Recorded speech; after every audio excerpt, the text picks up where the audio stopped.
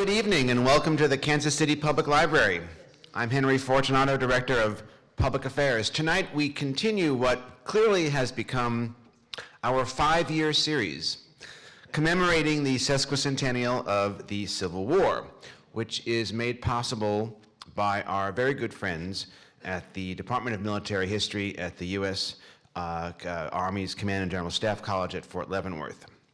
Our featured guest is Bud Bowie, a member of that department's faculty since 1999. He will be giving an original talk devised just for us that examines the leadership of the one and only president the Confederate States of America ever had, Jefferson Davis.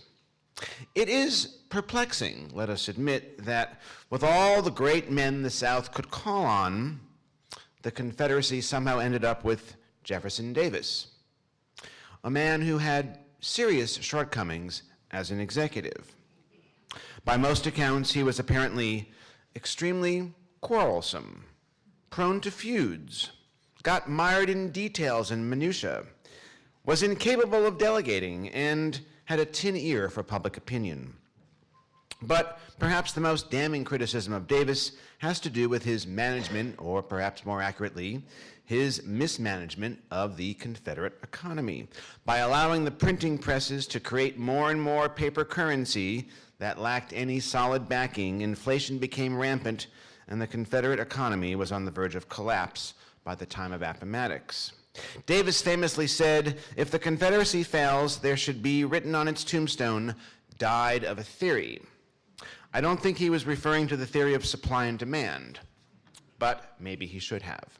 Bud Bowie will tell us more. In his talk tonight, he examines the Davis administration's financial miscalculations and the wrong-headed economic beliefs that played their part in dooming secession. Bud, I will tell you, is one of the truly great guys up at Fort Leavenworth. I mean, they're all great guys, absolutely, 100%. But Bud was one of my favorites. Some of you may remember his tour de force presentation last year about Alexander the Great that inaugurated our Great Commander series. I expect tonight's talk to be equally memorable. Quickly, by way of background, Bud served in the U.S. Army for 24 years. He retired as lieutenant colonel. In the service, he had tours of duty in Bosnia, Saudi Arabia, Germany, Haiti, and Hungary, as well as other places that are not on his formal resume, and filled such posts as senior advisor for strategic plans and policy to the commander of NATO forces in Bosnia, and chief of war plans for Allied land forces Central Europe. He holds degrees in anthropology, sociology, and military history, and has developed additional expertise in operational planning, military theory, and doctrine. I should tell you that Bud has a book coming out, presumably in 2014. It's called The Judgment of Mars. 20 or 21, we haven't decided yet. 20 or 21 battles that changed history. I guarantee you that we will be giving Bud the premier presentation for his book tour when that comes around.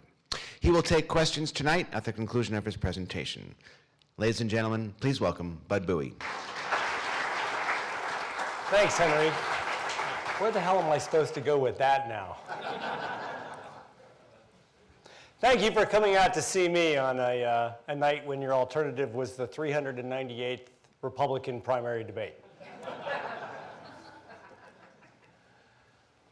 I'm going to begin a little unconventionally by talking about me, which is a lot more fun anyway. The Bowie family emigrated from Scotland to St. Mary's County, southern Maryland in 1702, where we prospered by developing extensive tobacco plantations across most of that peninsula. Tobacco is a highly labor-intensive crop, and I think you all know what that meant. My mother's family is from an old upper-middle-class Virginia stock who resided for several generations in Roanoke, Virginia, at the very top of the Shenandoah Valley, which proudly, if somewhat hyperbolically, proclaims itself to be the Star City of the South. 60 miles down the valley, that's north to you Yankees, is Lexington, Virginia, where resides that bastion of Southern manhood, the Virginia Military Institute. Whoa, I'm going to have a lively group tonight. Also in Lexington is my alma mater, Washington and Lee University, whose front campus, and indeed whose cultural epicenter, is the Lee Chapel, where repose, I should say, in honored glory, the mortal remains of General Robert E. Lee, known to generations of Washington and Lee gentlemen as St. Bob. My maternal grandmother was a refined Southern lady of a certain generation who reluctantly referred to the Civil War, if at all, as the recent unpleasantness, but whose kitchen was nevertheless dominated by a telling bit of iconography. I share this personal information with you, lest you think and conclude that I'm just another carpet-bagging Yankee come to badmouth Dixie. And so that you can fully appreciate the depths of the apostasy that I'm about to reveal. First, a little foreshadowing.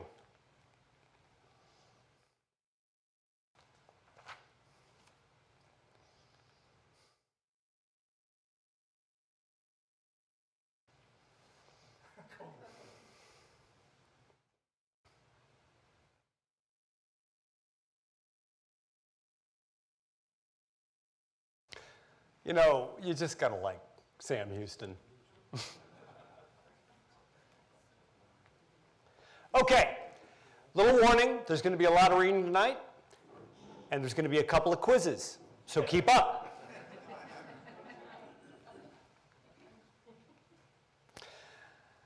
I'm sure you all appreciate the impossibility of doing biographical justice to a historical figure as complex and actually interesting as Jefferson Davis in the time that's been allotted to me this evening. So I'm going to focus relatively narrowly on Davis's identity as a war leader, although I'll certainly include other biographical information just to sort of round out the program. All wars, but a civil war in particular, has a way of touching us at a profoundly emotional level. The lost cause is now so deeply shrouded in layers of romanticism that objectivity is an extraordinarily difficult task. But my cause tonight, indeed my purpose tonight, is to evaluate Davis as objectively as is reasonably possible given my own peculiarities, and not to celebrate him culturally. So those of you who came for a different agenda, I got to tell you now, this is not going to be the little golden book biography of Jefferson Davis, and I understand if you leave. We'll start with a quiz.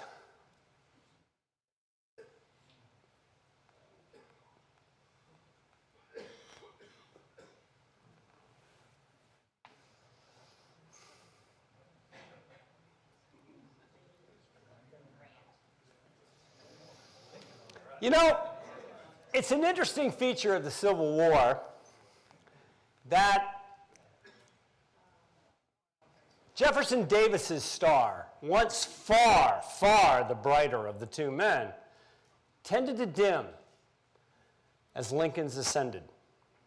And so we have forgotten that Davis was once the figure whom almost all, even Northern observers, assumed was the inevitable president of the United States. All public figures develop a public persona, flattering, even inspiring to their admiring supporters, critical, even demonic to their detractors. But of course, these public faces hide a private and personal reality. Jeff Davis's bio is difficult, so I'm going to start with the recorded impressions of his beloved second wife, Verana's, well, first impression of him in 1844, that she recorded in a letter, which thank goodness survived. Jeff Davis is a kind man, but of uncertain temper, and has a way of taking for granted that everybody agrees with him when he expresses an opinion, which offends me. Yet, he is most agreeable, and has a peculiarly sweet voice and a winning manner of asserting himself. Well, not everybody took that same view of Jefferson Davis. What his supporters saw as a sort of regal reserve, his detractors saw as an arrogant imperiousness. But for a man who was among the most dominant politicians of his day, he had some peculiar habits. I want to start by quoting Shelby Foote a little bit, because, you know, when you're doing the Civil War, you can't beat Shelby Foote. I'm sorry. With due respect, Terry Beckenbaugh. In 1860, Jefferson Davis was perhaps the best informed, best educated, and certainly the most intellectual man in the entire U.S. Congress. He was a man of extremely frail health,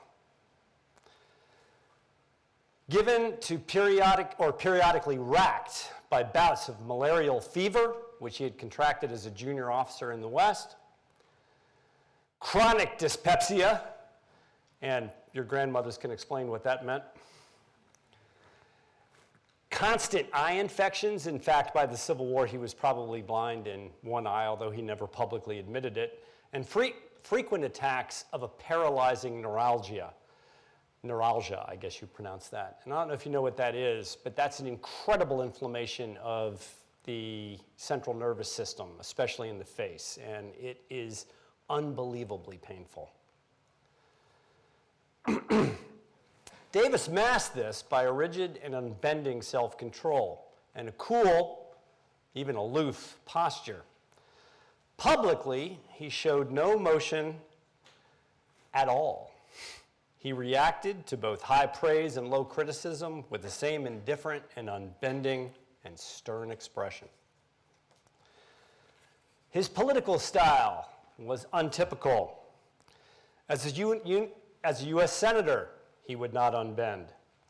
He would engage in none of the usual political log rolling and give and take, which defines American democratic politics. There were no quid pro quos with Davis.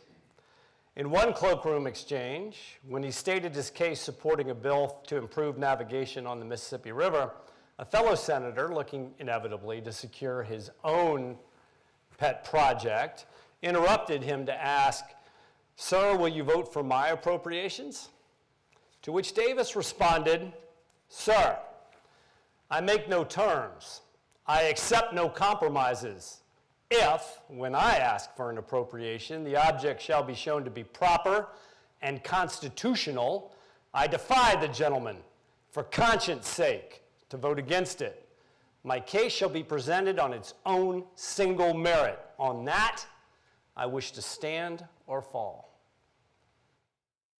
Morally admirable, perhaps, but not best calculated to achieve actual political effect in a fractious legislature.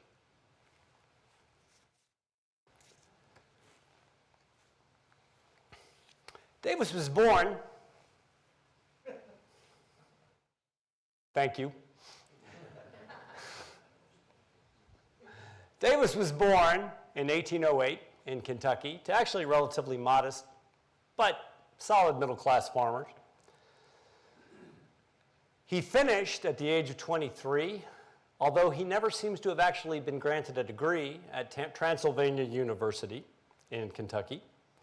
And one of the last things his father did before he died was to secure him through the good offices of that great South Carolina statesman and agent provocateur, John C. Calhoun, who was then Secretary of War, and appointment to West Point.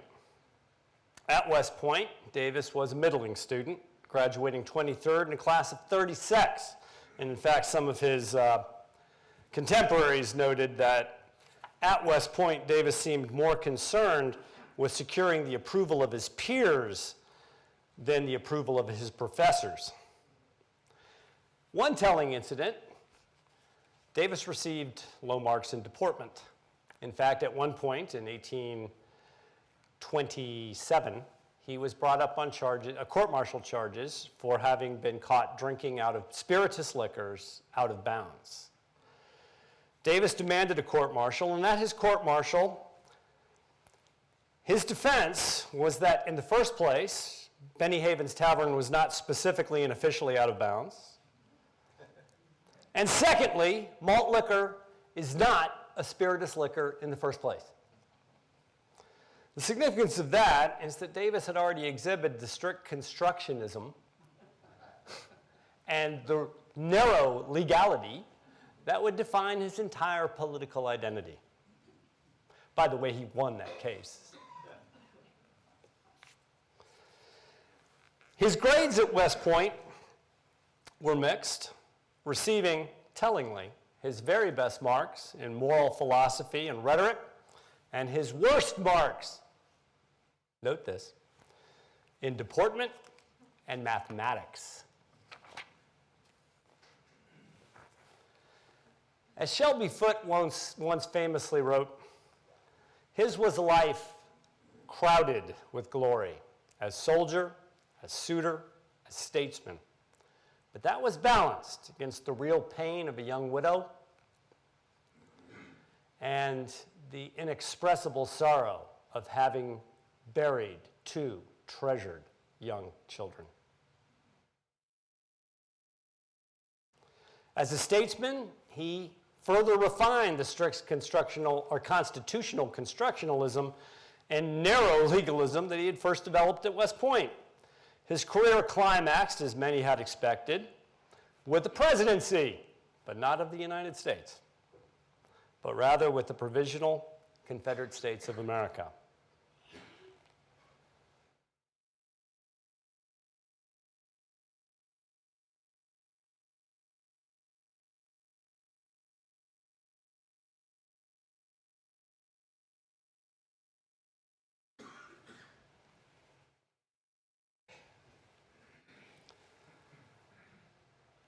Davis had always regarded secession as a last resort.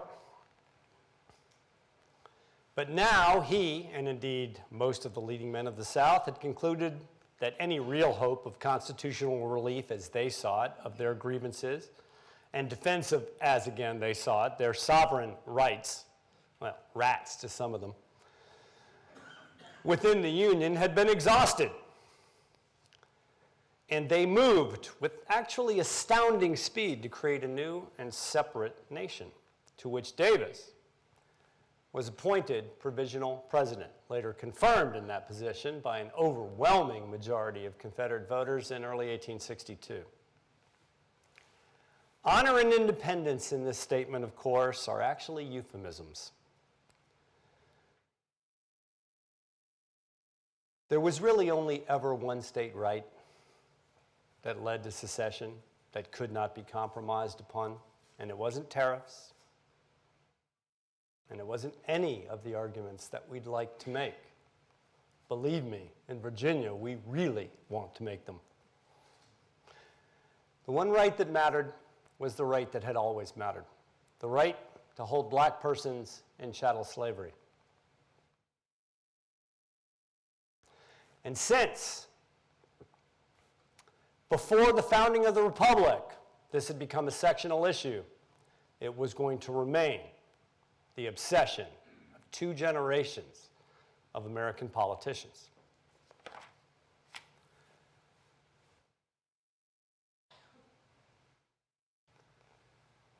Well, that was always the essential question, wasn't it? And since, I would beg you to consider, this was essentially a moral question, it would admit of no real political compromise.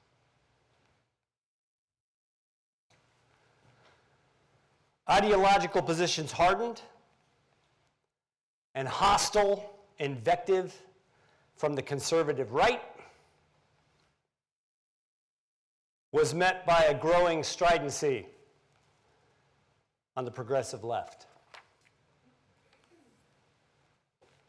I'm not even going to attempt to summarize the complex, divisive, increasingly violent politics that led to the Civil War, other than to note, isn't it fun how much of it happened locally?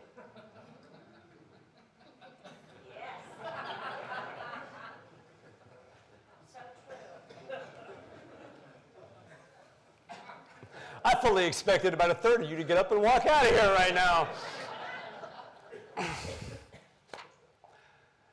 By the time of the last great compromise in 1850, which was essentially over the issue of whether or not slavery would be allowed and under what circumstances in the new organized Western territories, the issue of slavery had hardened the sectional and political positions of all sides. Davis, the protege and inheritor of the mantle of the great John C. Calhoun, that strident architect of a unified Southern nationalism, was already emerging as the leading spokesman of Southern causes. What did it mean to be a Calhounist in 1850?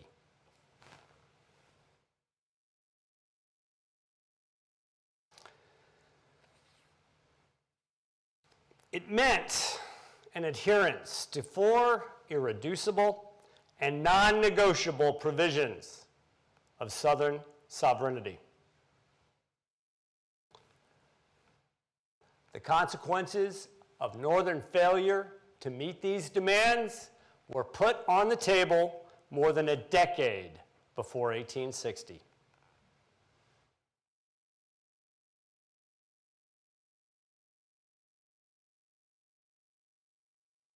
In a slightly later dated speech, to show you how incongruent Davis was with these attitudes, he wrote, or actually he spoke in the Senate, "I glory in Mississippi's star on the Union flag, but before I see it dishonored, I would tear it from its place to be set on the perilous ridge of battle, around which her bravest and best shall meet death." I don't know about you, but I don't see a lot of room for ambiguity in that.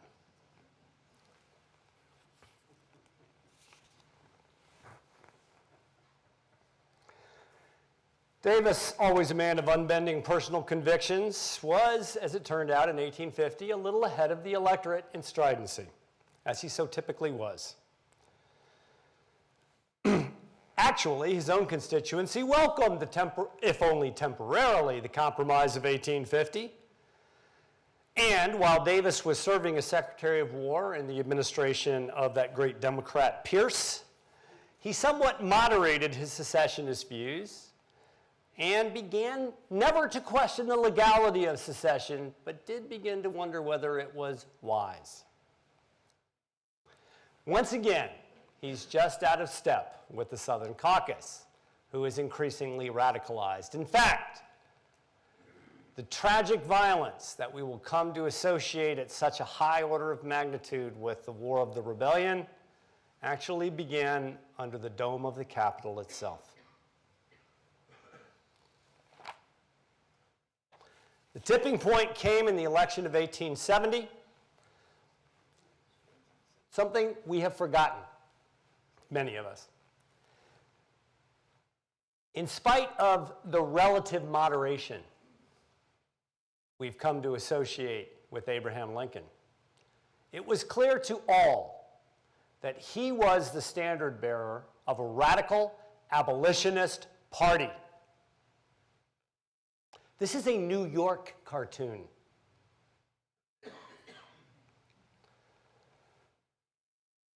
Under normal circumstances, the new Republican Party should have had no chance, but these weren't normal circumstances. The divisive politics of the previous decade had hopelessly divided the Democratic Party. And really, much to everyone's surprise, including Lincoln's, he won in a narrow plurality of a close and hopelessly sectional four-way race. And that is all many of the gentlemen of the Deep South were waiting to hear. South Carolina seceded in December, followed in rapid succession by 6 more states from the Deep South, with other slave states expected to follow.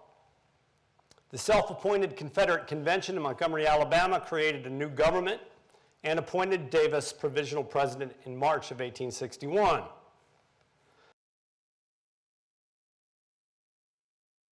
The new Confederate Constitution, as well as its leading officials, made crystal clear the fundamental reason for the new nation.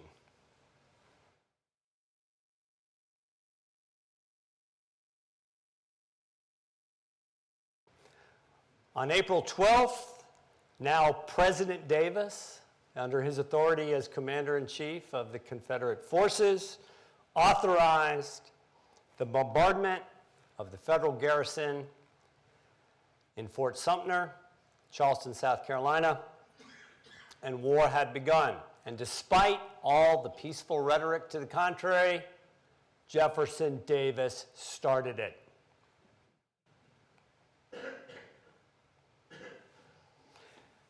President Lincoln responded by a call for 75,000 90-day volunteers to suppress the insurrection, and war was inevitable. How well prepared was the Confederacy?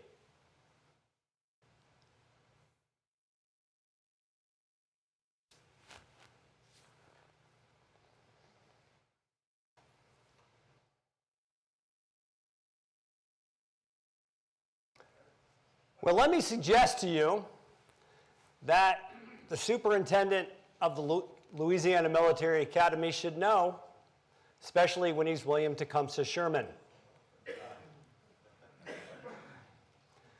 All right, I anticipated a much bigger laugh there, so humor me here.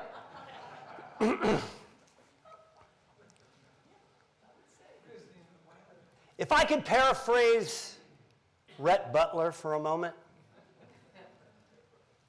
what the hell were they thinking?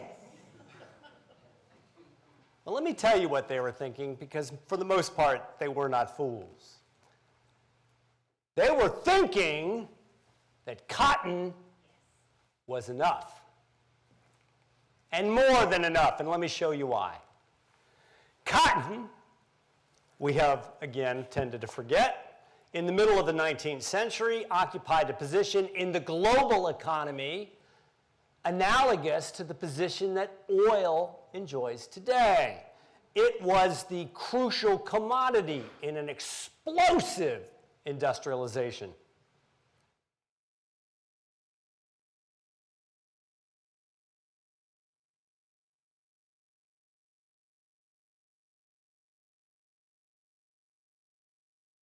Some statistics to back me up.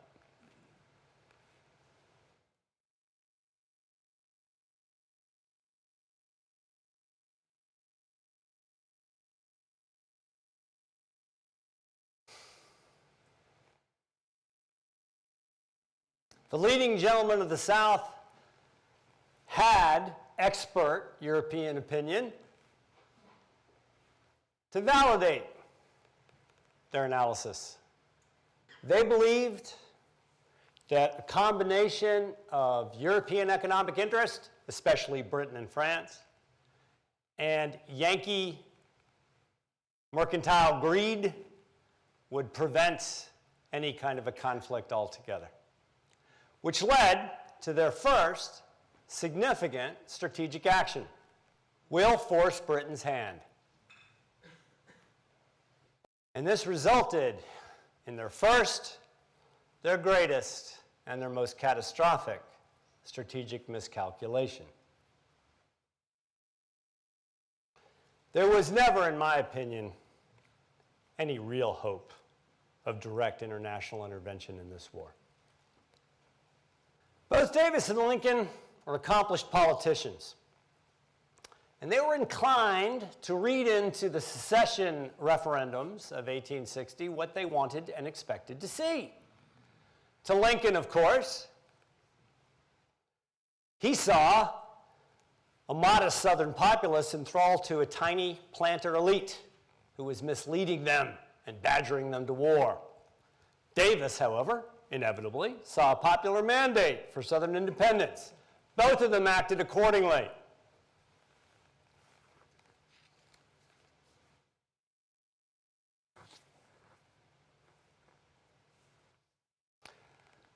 Jeff Davis considered himself, given inevitably his background and experiences, as primarily a military leader.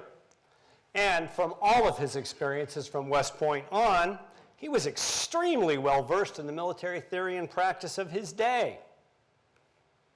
These are his options.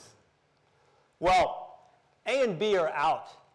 A for capacity, and B because of the political reality of holding Southern border states at risk, which meant that you're down to armed diplomacy and cordon defense.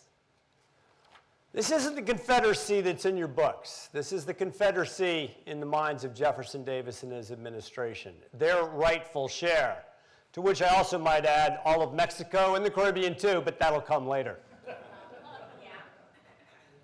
Their focus was south. That was the new empire.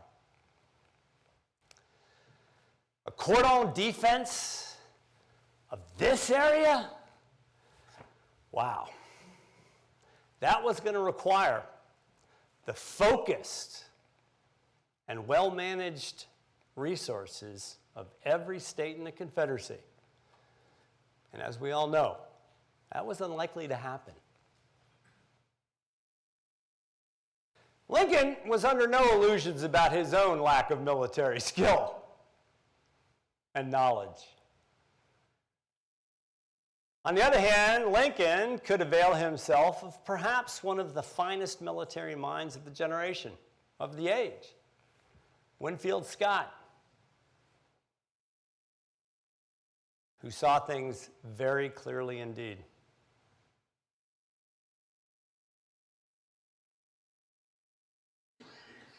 His famous Anaconda Plan, of course, had one catastrophic drawback. It would require the patient accumulation of resources and forces sufficient to make it happen. Would probably take months, possibly a couple of years. Well, one thing any American president can always confide in is the patient forbearance of an emotionally aroused American electorate.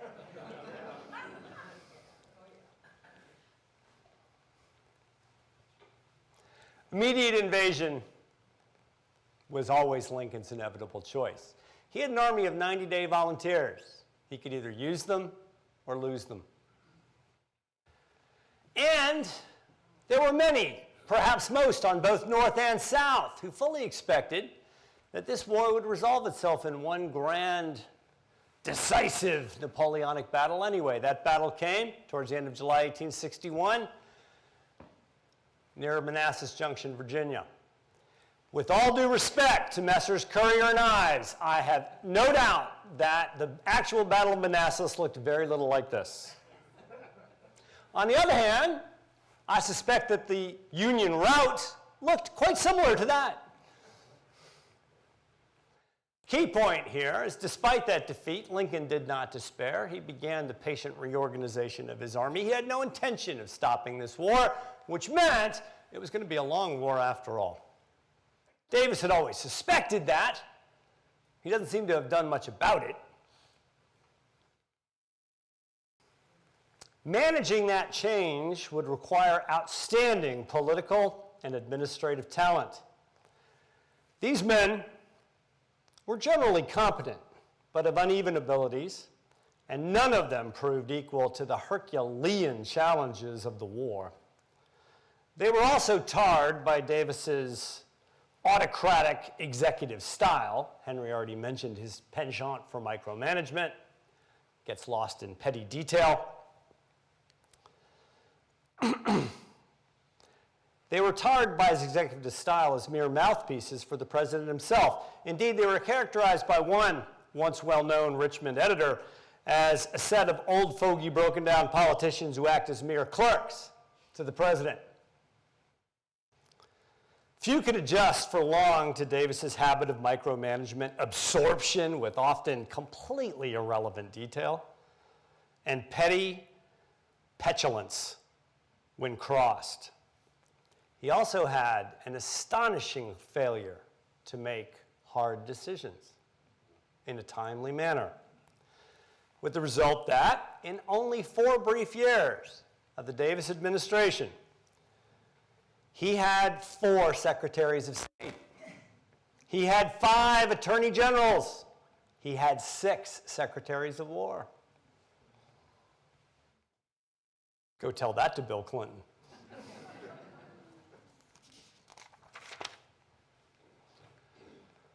This is a model we use to analyze effective state power up at CGSC, and I'm a victim of my own circumstances. The dime, because you know we're memnomic, because soldiers aren't really bright. Most of you knew that. To which I'm going to add one more, especially in the context of the Civil War, the political dimension. Starting with information, the Confederacy made an obsession of their status as they would have it as the Second American Revolution. Not for nothing, George Washington, a slaveholding president, is at the center of that device. On the other hand, when you desperately need British intervention, I wonder if the American Revolution is your best reference point. Around the outside, or the middle of the seal, are the 2 great crops of the Confederacy, tobacco and cotton. Well, how do we think those are produced? Europe, if not the Southern American states, are under no illusion about that. And this is not well calculated to work for an increasingly liberal and aggressively political middle class, which has, within the generation, put European slavery behind them. That's why I say there was never any real hope of a European intervention in the cause of slavery.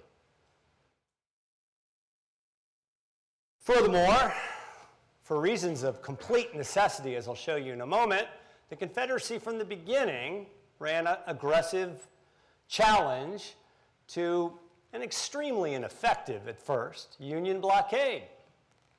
They mocked the inefficiency and the ineffectiveness of that blockade. But see, they forgot something. For 200 years, British international position on the legality of a blockade is whether or not it is attempted to be enforced, not whether or not it's effective. Don't.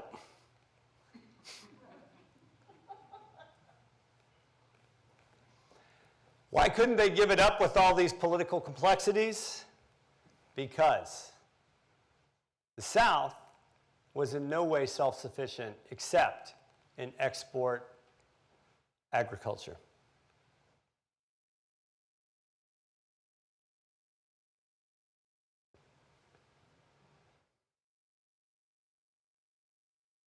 But again, with reference to Margaret Mitchell, Rhett Butler didn't get rich on rifles, ma'am.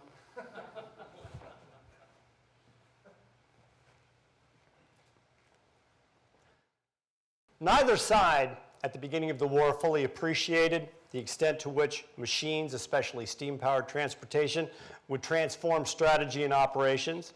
But the North was certainly inherently in a better position to exploit that growing reality. Superficially, an independent South possessed the 3rd largest rail system in the world, but it was an eccentric, largely ununified system developed to meet the needs of agriculture and not the demands of an industrial economy, much less war. Compared to the North, where the process of standardization and corporate consolidation was already well advanced, the Southern railroads were a hodgepodge of incompatible equipment owned by over 156 separate and uncooperative corporate entities. And Southern railroads were almost totally dependent on imports for equipment and critical parts. To traverse the single, critical, and highly vulnerable east-west trunk line that stretched from Memphis to Richmond, Confederate authorities had to treat with no fewer than 4 separate railroad entities, who, by the way, were usually disinclined to share their rolling stock and engines. Richmond, capital of the Confederacy and largest and most important manufacturing system, is served by no fewer than 6 railroads. Guess what? None of them connect.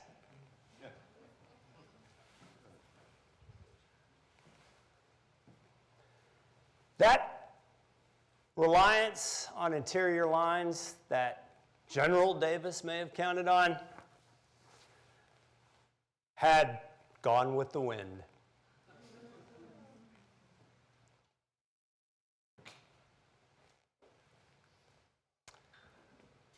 It's not enough to possess a resource. It matters how you manage it. To call Confederate railroad management unnecessarily complex, I think, is to be a bit too kind. Byzantine strings to mind. And I want you to contrast that with the relatively brutal efficiency that the Union had brought to bear in its own management of the railroad system by 1862.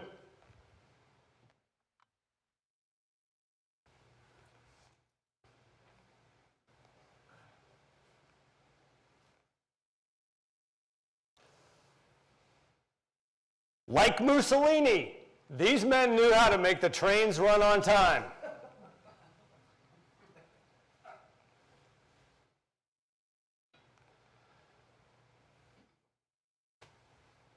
Time is short.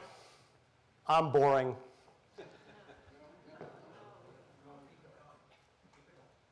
We're going to let railroads stand as emblematic of a fundamental problem that infused and gripped and ultimately crippled all of Confederate industrial economies.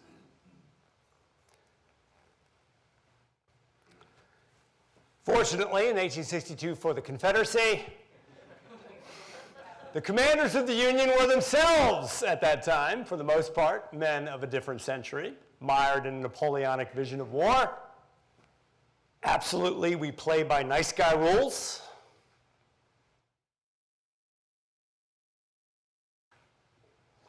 Our focus, and our only focus, is Southern manhood in arms. My accent's a bit rusty. I've been a Midwesterner for a while, so sorry. If I had more to drink, it'd come back.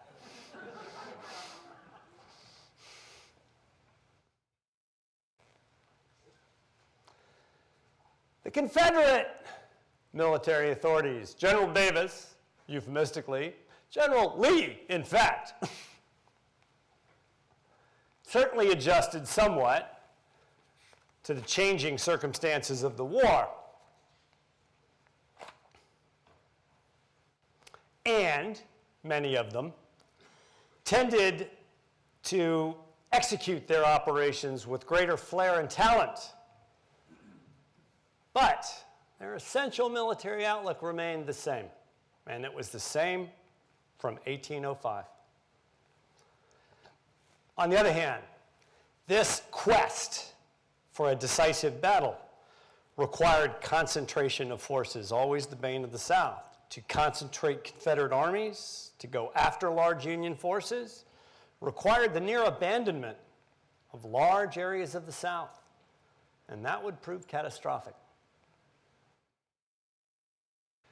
Firearms had also reacted to the burgeoning Industrial Revolution.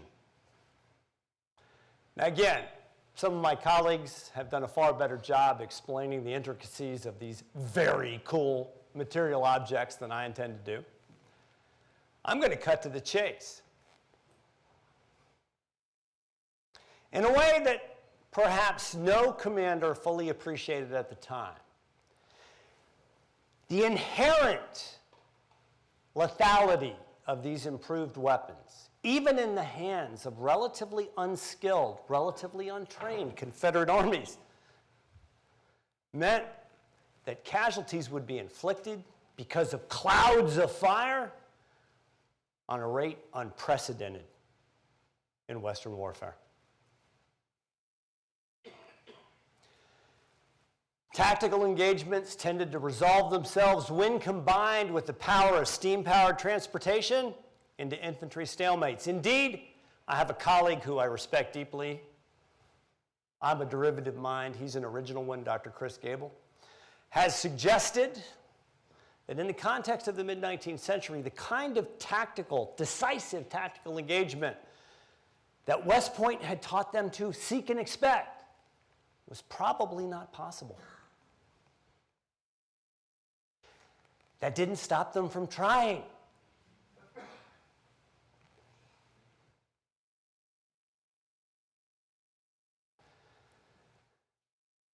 And yes, I said it. Gettysburg was not a decisive battle. There. Okay?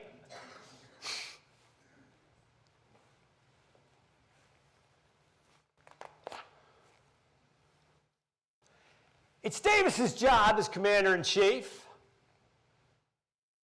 as effective Secretary of War, since he treats the Secretary of War like a clerk, and for all intents and purposes, as General-in-Chief of the armies, to decide on military prioritization.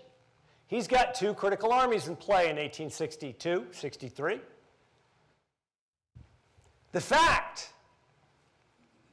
that given this, he nevertheless prioritizes General Lee speaks volumes about his limited strategic vision and judgment, in my opinion. I know I'm going to get some very nasty letters. You know, it matters. Because in the West, General Bragg was nominally responsible, if not always in charge, of over 400 miles of extended front, encompassing arguably the most politically and economically critical portions of the Confederacy. By contrast, St. Bob, may God have mercy on his soul, spent 3 full years banging around in that little red triangle. You know what? There were decisive Union victories in 1862. But they weren't at all what West Point had taught them to expect. Systematically, aggressively, with an enormous use of imaginative resources. Imagine that. This is a class of gunboat produced in as obscure a Union town as Cairo, Illinois. They produced them by the dozen. They are systematically taking away the Confederates' access to their own internal and external waterways.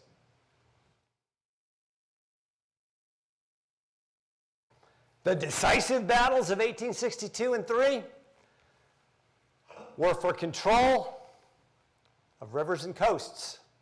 Not at Gettysburg, not at Chickamauga,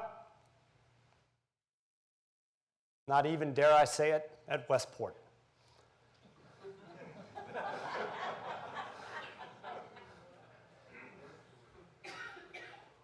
Here's an interesting thought. So, how come nobody ever reenacts these guys?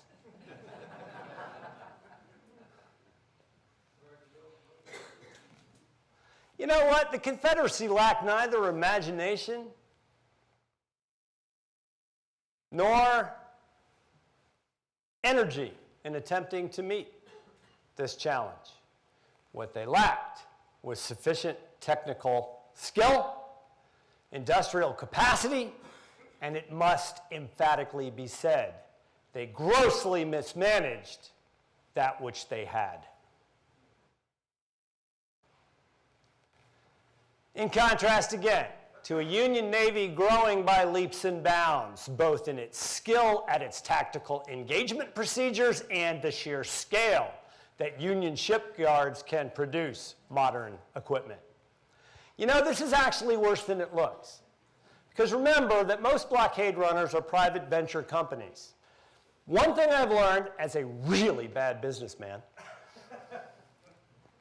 is that when you get to the point of about a 25% probability that you'll completely lose your investment, the aggressiveness with people want to buy your IPO drops off.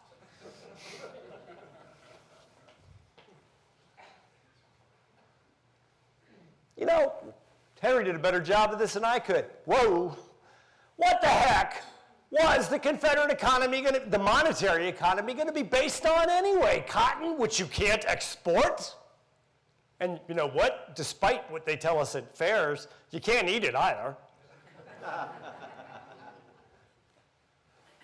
You know what? But they're trying. You know, first, short notes. They thought it'd be a short war. Then, you know, kind of longer notes, peace plus 6 months. But not only to create some semblance of circulating money, not only the central government, but the states issue money. You know what? Private banks, even private businesses issue money. And right through the war, the presses keep running. With the inevitable result.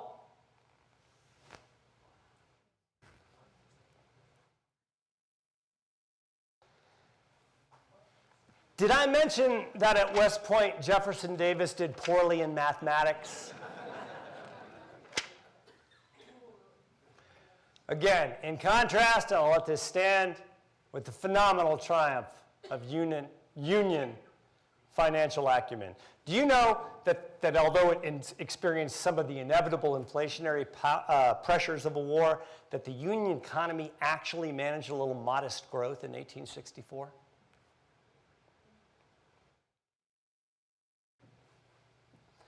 Davis saw many of the problems racking the South, and he tried, sometimes with draconian measures, to address them.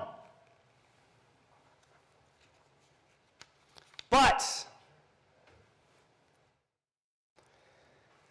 on the battlefront, on the home front, his aloof political style, imperious public persona, and single-minded devotion to the nation, which inclined him to disparage any contrary opinion which he regarded on any level as self-serving, was probably not best inclined to the fractious politics and deteriorating social fabric of the Confederacy. In fact, these policies tend to exacerbate, not to ameliorate, a South coming apart at the seams.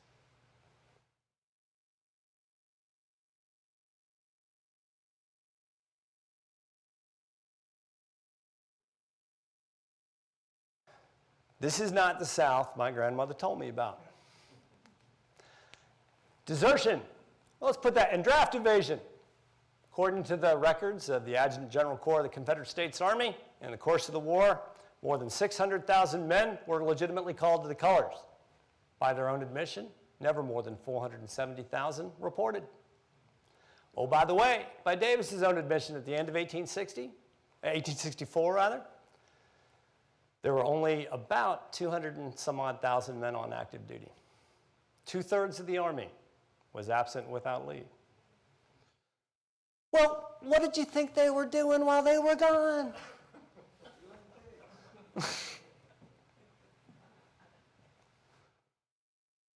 You know, some of you sat here for Sean Faulkner's brilliant Billy Yank, Johnny Reb, but you know, when you get a letter from home saying, hey, while you're having fun swatting Yankees, your family is starving to death.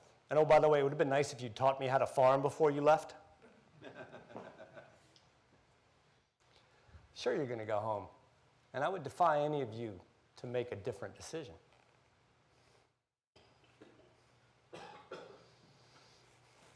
This is a famous criticism.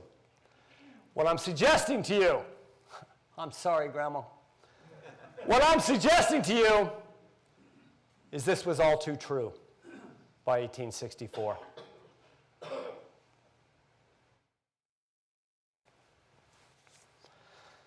A long and intense war has a way of stripping away the superficialities and the tertiary arguments that tend to obscure the truth. By the end of 1862, Lincoln at least understood fundamentally what this war was about, and no more nonsense. And he acted accordingly in a way that Davis did not, probably could not, react to. The tactical war was changing too. You know what? What's left of the Confederate armies are the battle-hardened, committed, tactically smart remnants. They've long since learned how to compensate for their numbers. Dig in. Make the Yankees pay for it. To win, this war was going to require significant sacrifice.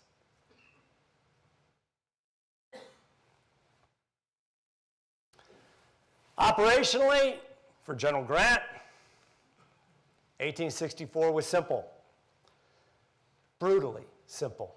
Full court press across the depth and breadth of the Confederacy, overextend and overwhelm their limited and diminished military resources. But strategically, as articulated by General Sherman, this was more than a tactical campaign. It was a war aimed at the people of the South, quite deliberately and unapologetically.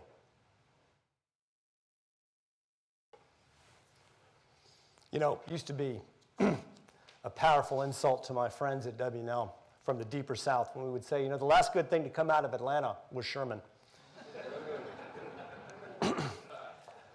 I invite you to consider that it speaks volumes about the strategic agility and the vision of Abraham Lincoln.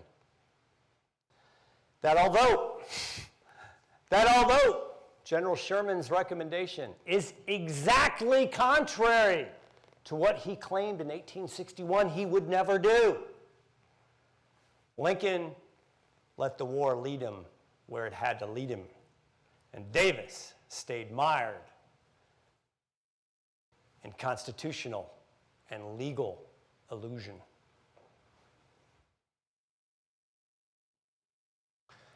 In commanders like Grant and Sherman, Sheridan, others, Lincoln had found guys who could not only conceive grand plans, but they could execute them.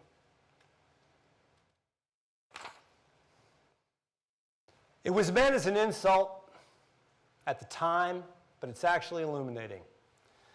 Why does Ulysses S. Grant lose 10,000 men, or is it 12,000 men, at Cold Harbor? Because he can. And that's what it takes. You know what? He not only had the will, but thanks to a vastly superior Union skill at management, he had the wherewithal. Even deep in enemy country, no Union army ever suffered serious supply shortages, despite the aggressive, gallant, sometimes suicidal efforts of Confederate raiders to interrupt it. In case you didn't know, that's City Point, Virginia. It was like one house, 3 barns, and a pigsty before the Union Army got there, and now it's got like a throughput better than Charleston had in 1860.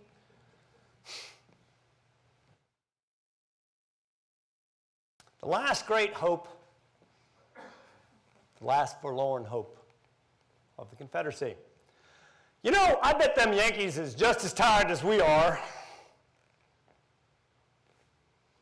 Like almost all of Davis and the rest of the Confederacy strategic assessments, it proved catastrophically illusory. The results of the 1860 election convinced me, if no one else, that there was never really a doubt. I just don't think they polled well.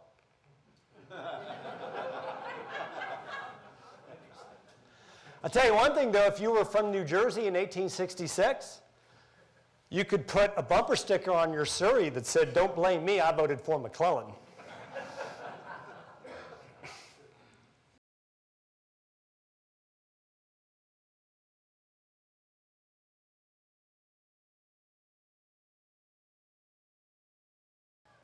There's a song that comes to dominate, even define, the Army of the Republic as it was. By 1863, the Battle Hymn of the Republic. I think everybody remembered that from elementary school, but there's a line in the second stanza, rarely ever recalled anymore.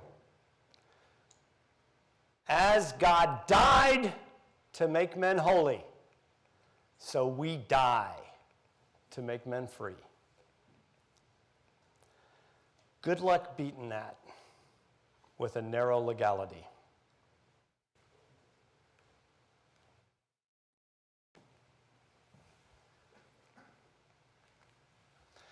Once the strategic clarity has been achieved, the operational art suggests itself.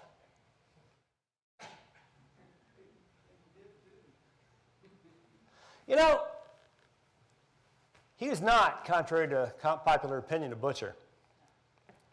Actually, an extremely refined man. He sent a letter to Governor Vance of Georgia before he left Atlanta.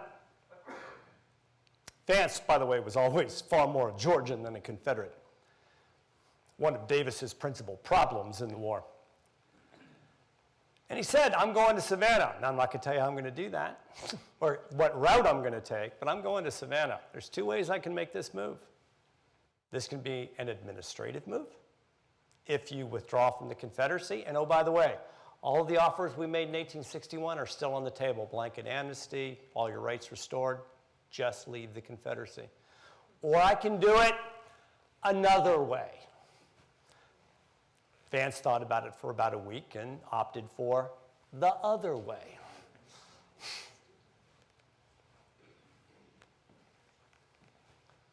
And this coincides with a Confederate economy approaching disintegration. It's a lot to read, but I really want you to try.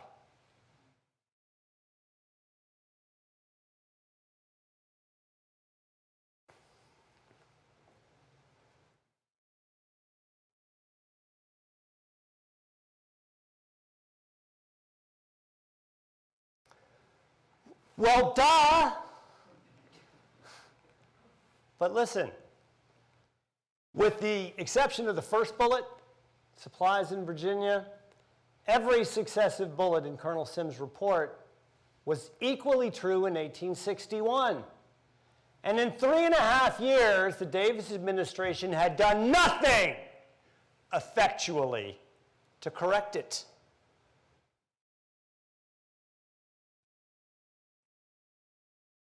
Civil War ended with a whimper, not a bang.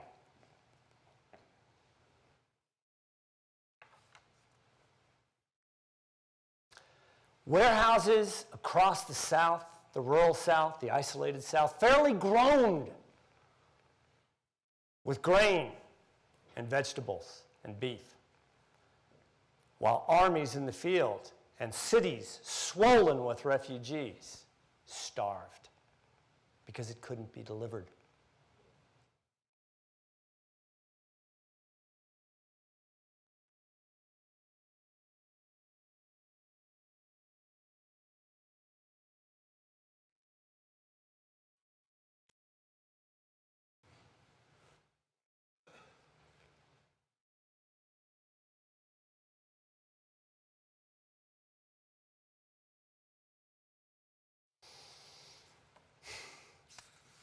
You know, Davis, like most West Point graduates of his generation, was an accomplished horseman. He never quite found the saddle here.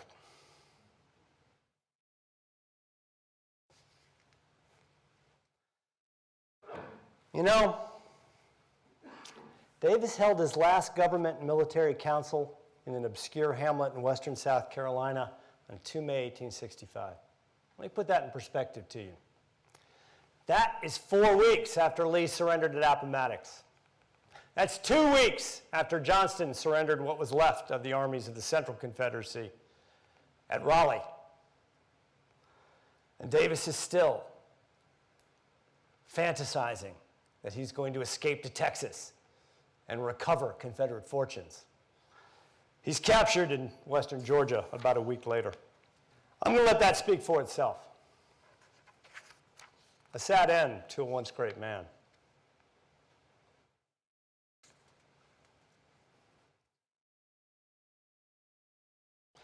Okay, I warned you there was a quiz. Now please get out your scorecards. What? You didn't? Next time. All right, I'll do it for you. So this is exactly what it's like with me and my students up at CGSA.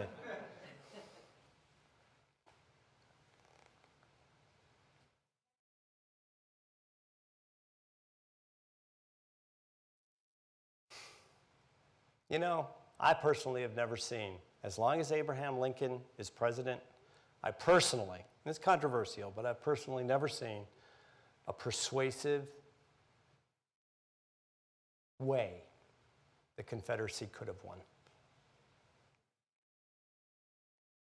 Although, the toll it took on both men, in fairness, is evinced by those photographs taken late in the war. Davis wasn't lacking in earnestness. By comparison to Lincoln, he was simply lacking in talent.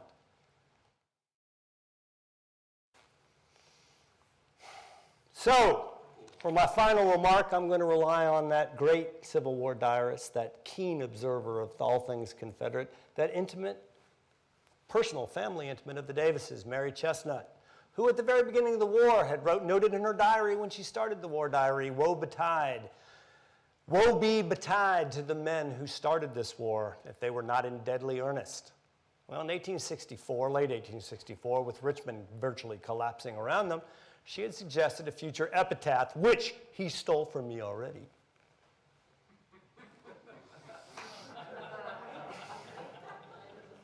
You have been extraordinarily generous. Thank you.